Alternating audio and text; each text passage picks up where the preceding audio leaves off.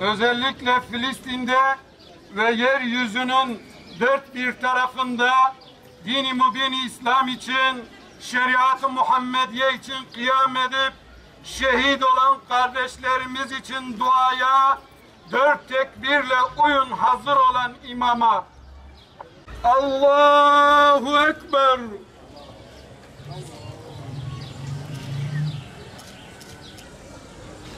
Allahu Ekber.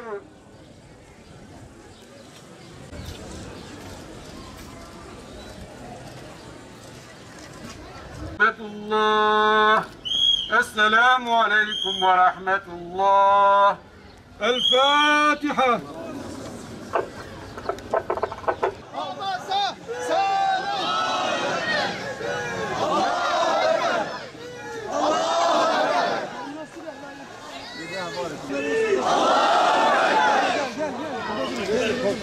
Bismillah.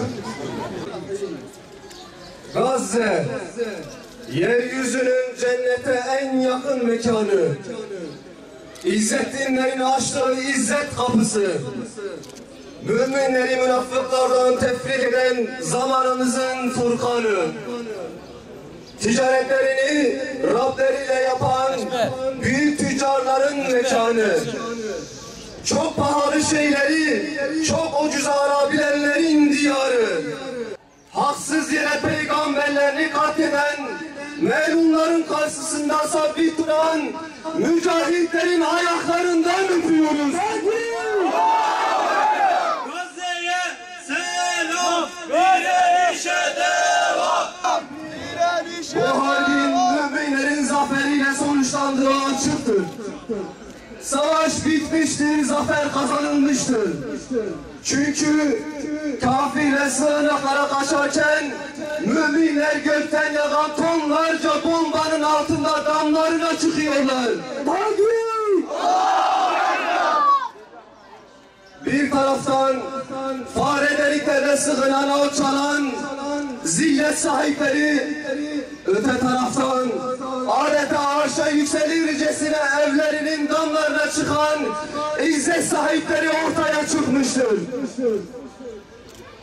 İşgalci rejim kendi sonunu kendi eliyle hazırlıyor. Muhtemelen kendi silahlarıyla vurulacaklardır. Bu savaş göstermiştir ki Kassam'ın, İslami cihadın füzelerinin ulaşamadığı 1 santimetre kare İsrail toprağı kalmamıştır.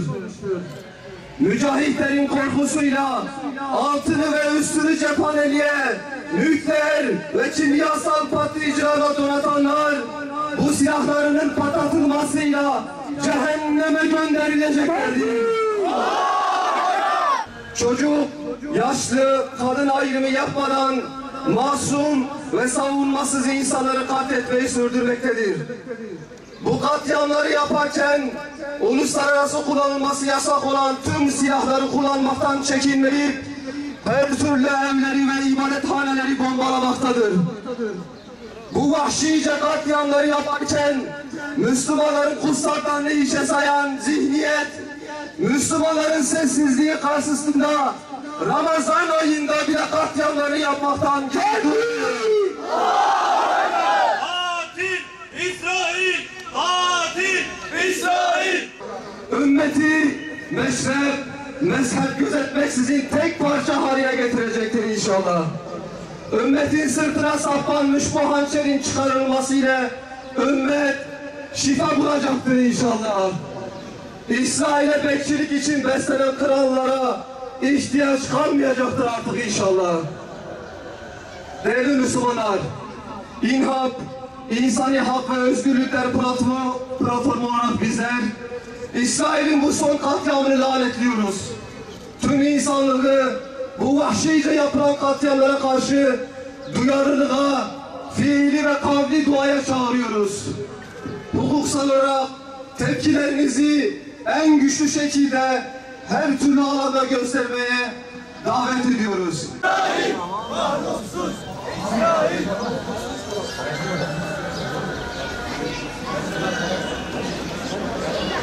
Thank you.